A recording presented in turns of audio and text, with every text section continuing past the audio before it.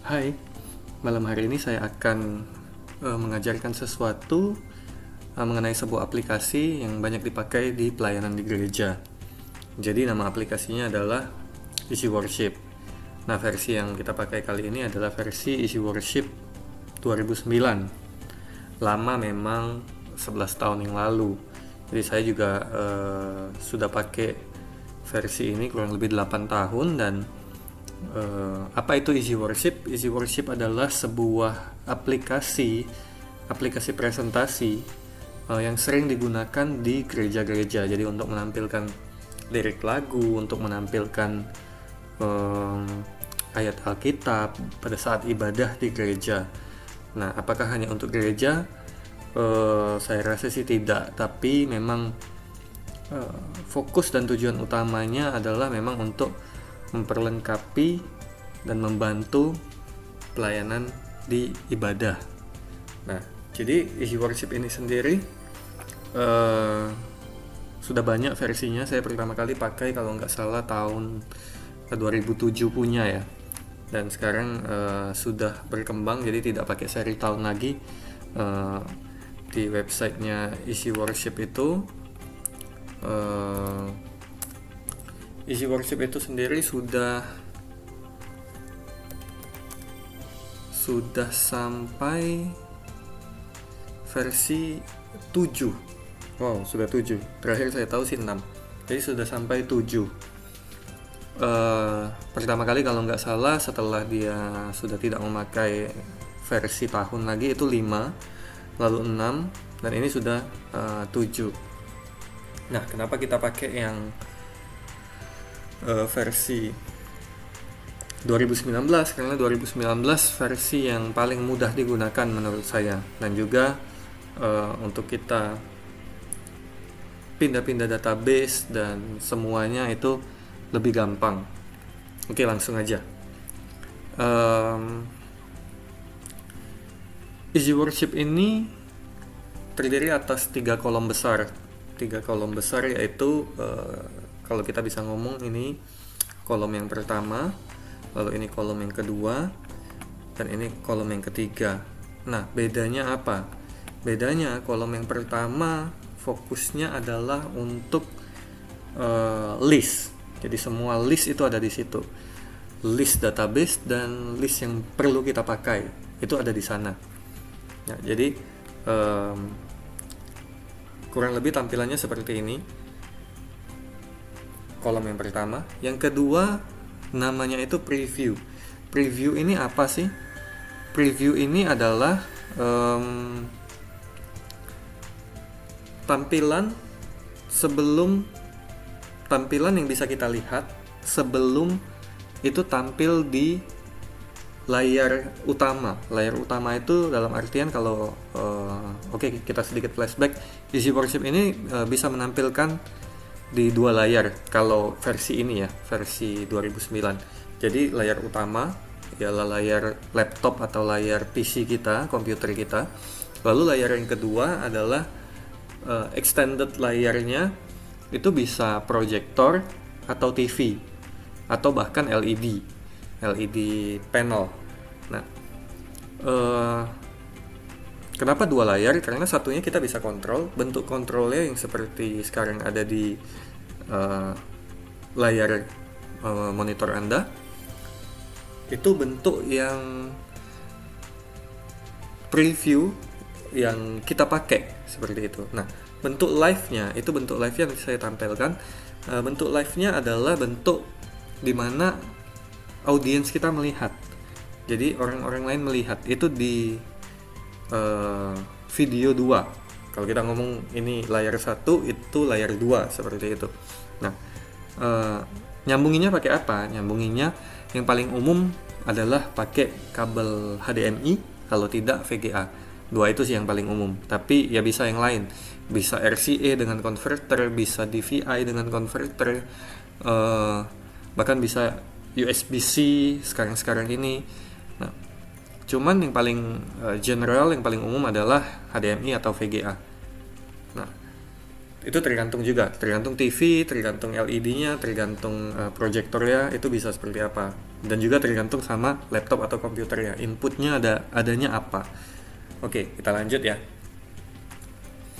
Di kolom yang kedua ini kita tuh bisa lihat tampilannya sebelum tertampil di layar yang kedua, layar yang kita sebutnya layar kedua aja ya. Layar kedua adalah layar yang ditonton sama audiensnya. Nah, kita bisa lihat dulu nih, posisinya udah pas belum, fontnya udah bener belum, warnanya sudah oke belum, seperti itu, sebelum kita tampilkan. Nah, lalu kolom ketiga, isi kolom ketiga ini apa? Kolom ketiga ini adalah live tampil. Oke, live tampil yang tampil di layar kedua, layar audiensnya kita.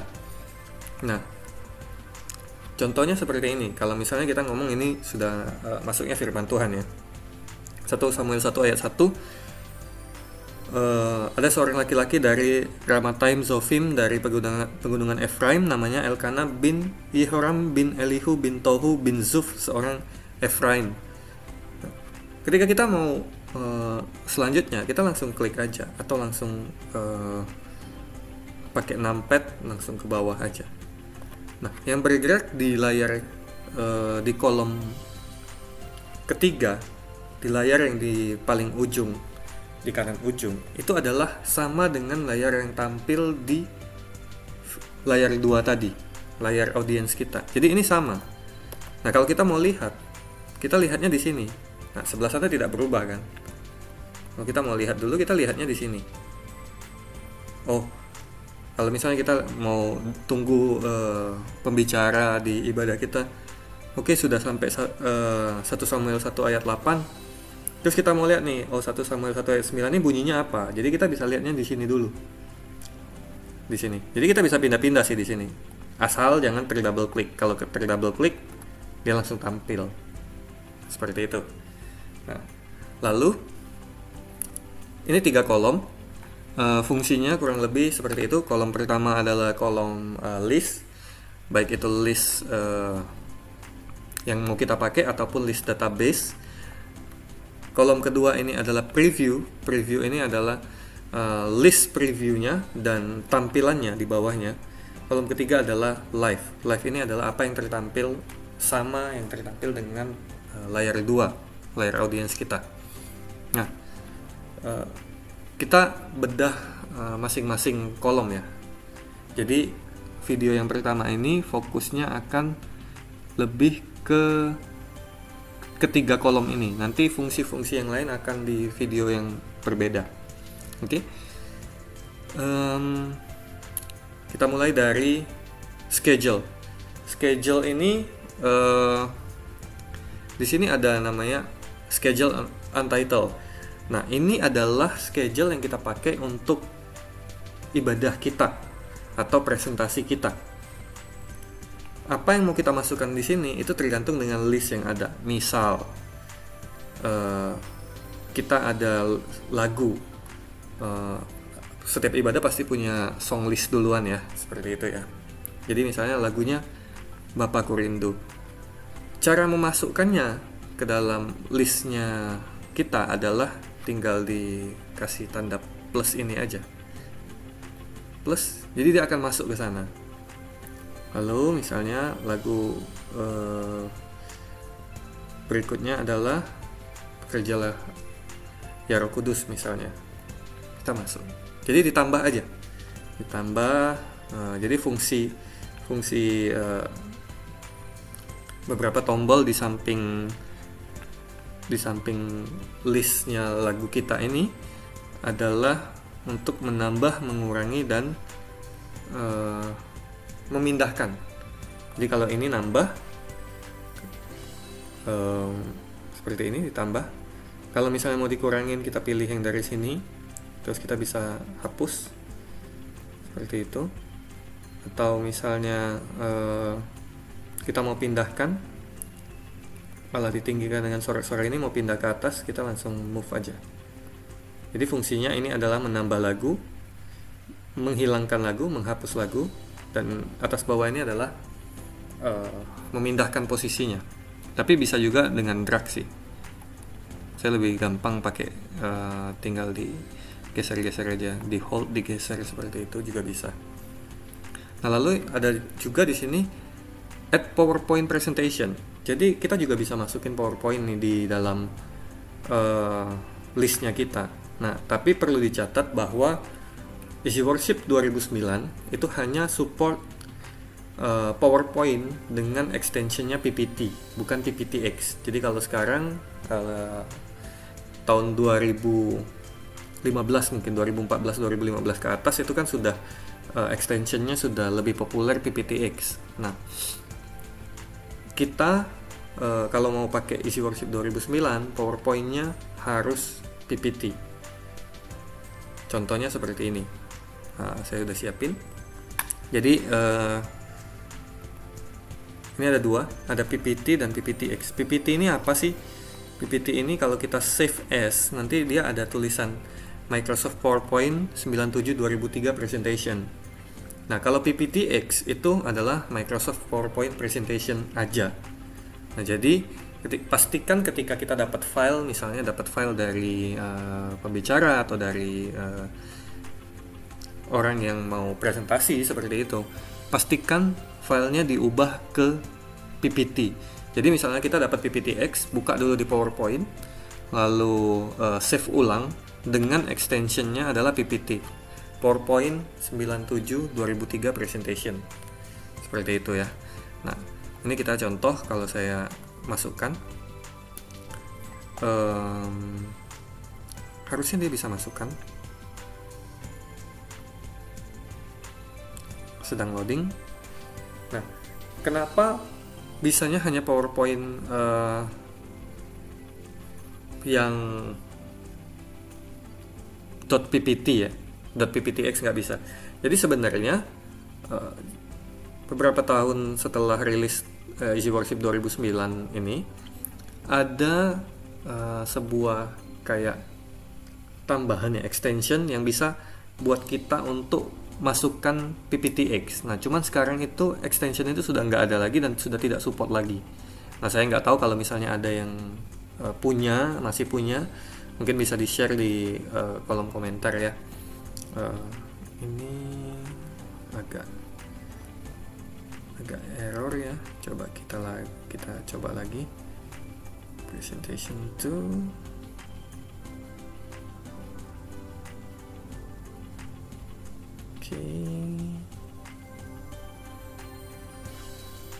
Oke, mungkin saya coba ubah aja ya.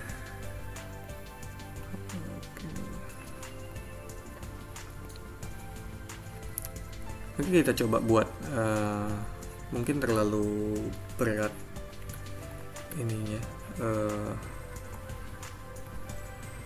filenya.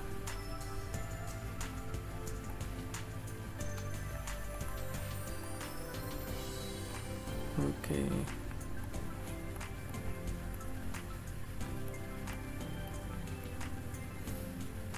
Jadi ini kita coba ganti dengan gambar ini aja, terus kita save. Oke, apakah bisa? Oke. Nah, jadi ini yang PPT bisa. Tadi sepertinya ukuran filenya juga terlalu besar ya, ukuran file gambar. Nah, kalau PPTX ini langsung tidak bisa. Jadi dia minta download, tapi kalau kita download ke situsnya Microsoft, di situ akan didapati bahwa sudah tidak ada filenya lagi seperti itu. Jadi ya memang nggak bisa, intinya sih seperti itu. Oke. Nah, kita lanjut ke list lagu. List lagu ini dapatnya dari mana? Dapatnya dari isi sendiri semuanya, ya. Jadi ya cukup panjang perjalanan untuk membuat list lagu ini. Lalu di sini ada 4 tab. Kita lanjut. Di sini ada 4 tab, ada songs, ada scriptures, ada media, ada online. Nah, Yang paling sering digunakan adalah songs dan scriptures. Kenapa? Songs ini adalah list lagu, kalau scriptures ini adalah ayat. Nah, ayat yang kita pakai adalah Alkitab terjemahan baru, seperti itu ya. Nah, jadi ini juga sama, kita bisa klik dan kita bisa plus tambah ke atas, seperti itu. Nah, lalu ada media.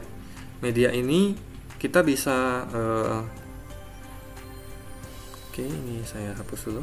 Kita bisa tambahkan video, kita bisa tambahkan gambar, bahkan kita bisa masukkan input dari DVD di sini. Tapi ini sudah mungkin jarang kepake ya. Terus kita juga bisa masukin audio. Jadi misalnya ada butuh untuk memakai audio, ya juga bisa pakai. Tapi yang paling sering digunakan sebenarnya ya balik lagi ya, kalau di media ini adalah yang paling sering saya gunakan adalah video dan image. Jadi video dan image ini bisa kita input, misalnya image GIF misalnya seperti ini, itu bisa juga ditampilkan nantinya.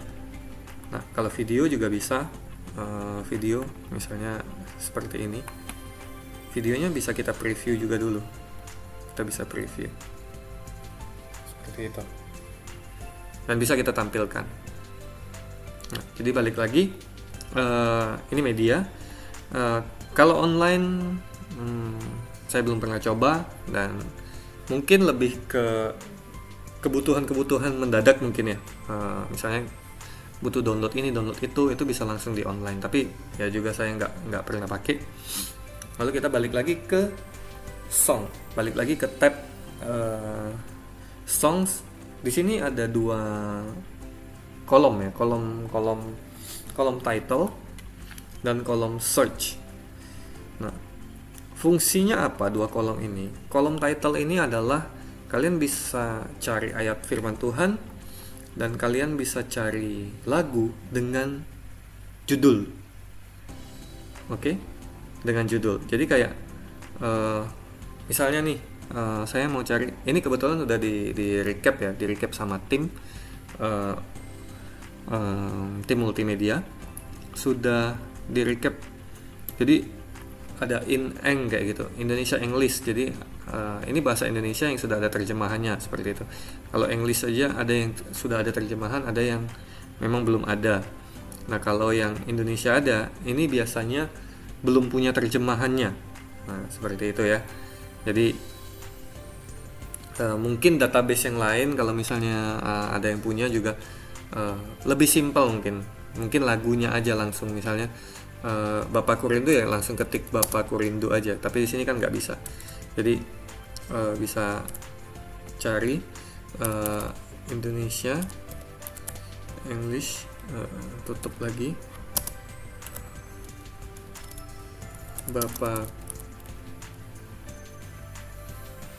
Bapakku Rindu. Nah, jadi title ini adalah mencari lagu berdasarkan judul lagu. Cari ayat juga sama, bisa Kejadian. Jadi dia akan langsung masuk ke kitab Kejadian, gitu ya. Nah, kalau search di bawah ini berdasarkan lirik lagu. Berdasarkan lirik lagu, tapi per potongan lagunya. Jadi misalnya tiba-tiba ada yang nyanyi nih, bangkit serukan nama Yesus, langsung ketik aja bangkit, seperti ini. Jadi kita langsung bisa tahu lagunya, langsung bisa kita masukkan kayak gitu. Lalu kalau misalnya ayat firman nih, ini pakai singkatan Kejadian 1 ayat 5 misalnya, langsung ketik aja Kejadian 1.25, langsung jadi. Oke, jadi seperti itu. Dan isi worship ini agak unik karena lebih sering dipakai memang di gereja. Padahal menurut saya ini sangat powerful kalau juga dipakai di presentasi-presentasi yang casual ya, yang umum, yang bisa kita pakai di mana aja. Sebenarnya fungsinya sangat sangat sangat besar sekali, sangat bagus banget seperti itu ya. Oke, jadi kita sesudah tab 1, kita sudah bahas tab 1. Scriptures ini hampir sama, cuman kelebihannya adalah dia memunculkannya per ayat dan fontnya beda sendiri dengan songs tadi. Jadi kalau misalnya Kejadian 1 ayat 1 di songs seperti ini, di scriptures dia seperti ini, lebih jelas lah intinya, karena song kan mengikuti font dan letak-letak lirik lagu seperti itu. Carinya juga sama dalam bahasa Indonesia, misalnya Roma 2 ayat 2 seperti itu, langsung bisa cari. Oke. Nah, kita masuk ke kolom yang kedua. Kolom yang kedua ini apa? Kolom yang kedua ini seperti yang saya bilang tadi adalah preview. Di kolom yang kedua ini tidak banyak yang bisa dibahas karena memang simple, tapi di sini saya mau bahas sedikit tentang ada setting tombol gerigi setting seperti ini yang kecil. Ini fungsinya cuman untuk full view dan summary view. Nah, tergantung kebutuhan, tergantung siapa operatornya. Kalau saya lebih nyaman dengan summary view, karena kita bisa lihat di sini ada first, ada C, ada 1, 2, 3, 4. Itu akan lebih connect dengan shortcut nanti. Ya. Nah, jadi ini cuman view-nya aja ya, view dan summary. Terus di sini ada background. Nah, di Easy Worship kita bisa mengganti background sesuai dengan apa yang kita butuhkan. So, bisa cuman sekedar hitam, bisa cuman sekedar biru seperti itu. Nah, ini enaknya di preview. Kenapa harus ada preview? Supaya ketika kita ganti-ganti, ketika kita coba-coba, dia tidak langsung berubah di live-nya. Seperti ini kan, saya ganti seperti itu. Dia tidak langsung berubah di live di sini. Oke. Nah, jadi kurang lebih seperti itu background. Terus kita bisa tambah. Ya, kita bisa di sini bisa add. Kita bisa tambah color, bisa tambah image, bisa tambah color yang punya gradient. Terus kita bisa add multiple itu bisa dari tempat lain ya. Kita bisa tambah misalnya seperti ini, kita bisa tambah beberapa langsung seperti itu. Ya, tapi nanti kita akan bahas lebih lanjut sekalian untuk desainernya. Nah, di sini juga ada tombol Go Live. Go Live ini adalah apa yang tertampil ketika kita pencet Go Live akan live ke layar 2. Seperti itu. Oke. Kurang lebih seperti itu. Untuk kolom yang kedua. Jadi kolom yang kedua ini apa? Kolom yang kedua ini ya kita bisa lihat preview dari apa yang akan kita tampilkan, lalu kita bisa pilih-pilih backgroundnya, lalu kita bisa live-kan nanti seperti itu ya. Lalu kolom 2 ini uniknya adalah ketika kita pakai lagu yang contohnya yang lagu yang pertama seperti itu, ketika kita go live, kolom ini akan otomatis dia akan langsung pakai lagu yang berikutnya.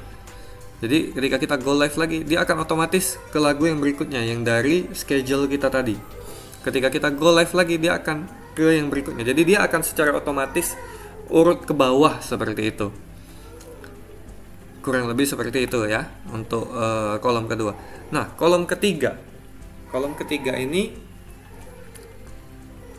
simpelnya adalah apa yang tertampil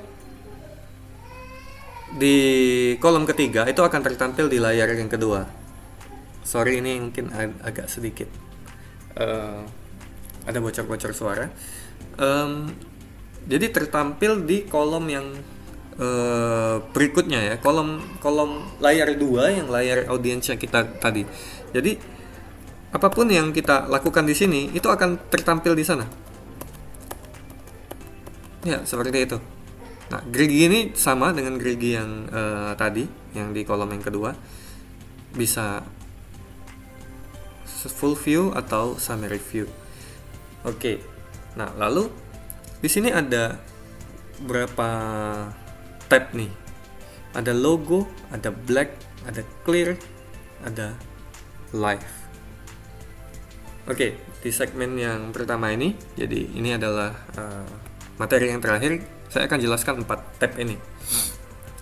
4 tab ini gunanya adalah ketika kita langsung coba aja ya. Ketika kita pencet logo, dia akan hitam. Dari mana logo ini hitam? Dari sini. Kita bisa set ini logo, kita bisa set ini logo. Nah, kalau misalnya saya set ini sebagai logo, ketika saya pencet logo, dia akan ikut background yang tadi saya set logo. Oke? Kurang lebih seperti itu ya kalau untuk penggunaan logo. Kalau black, ya jelas lah dengan namanya ya, black, hitam. Jadi mungkin ini bisa digunakan pada saat transisi, misalnya transisi yang memang tidak memerlukan apa-apa, atau misalnya transisi antara isi worship mau play video seperti itu, lebih bagus di black ya. Ini fungsinya black. Nah, clear ini apa? Clear ini menghilangkan teks, tanpa menghilangkan background. Bedanya dengan black, kalau black semuanya hilang, kalau logo semuanya hilang. Kalau clear, cuman teksnya doang, backgroundnya masih tetap nyangkut. Nah, live ini apa? Live ini ketika live ini aktif, maka dia ini aktif di layar kedua kita. Nah, contohnya seperti ini.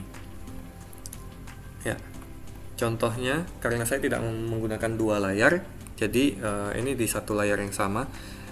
Yang di belakang ini yang ada gambar salib, wallpaper salib, itu adalah layar kedua. Jadi tampilan layar kedua sama dengan yang di sini, sama persis. Jadi apa yang tertampil di layar yang kedua, layar 2, layar audiensnya kita, itu sama persis dengan apa yang tertampil di kolom yang ketiga itu. Nah, jadi di sini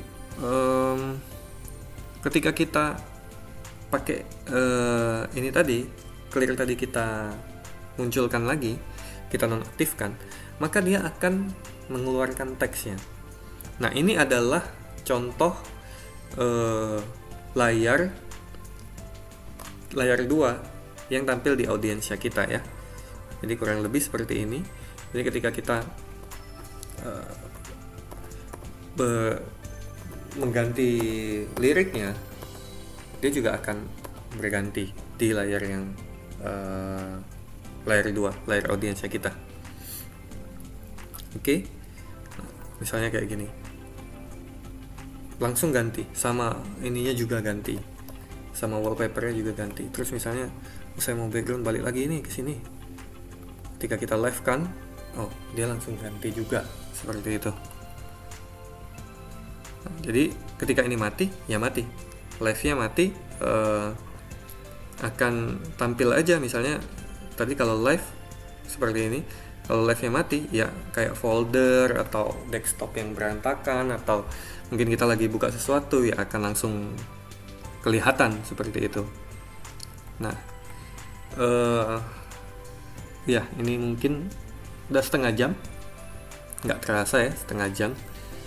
Mungkin penjelasannya lebih teoritis, bukan teoritis, lebih praktis saja. Karena cara penggunaan isi worship kurang lebih seperti itu. Jadi kita tahu fungsi kolom pertama ini apa, kolom kedua ini apa, kolom ketiga ini apa, lalu dia jalan. Nah, di video berikutnya saya akan bahas tentang fungsi-fungsi yang lain, fungsi yang lebih mendalam di sini. Lalu cara ngubah lirik seperti apa, cara buat lagu baru seperti apa. cara mengedit lagu seperti apa itu akan ada di video terpisah di video berikutnya. Oke? Sekian aja untuk sesi Easy Worship yang pertama ini. God bless you.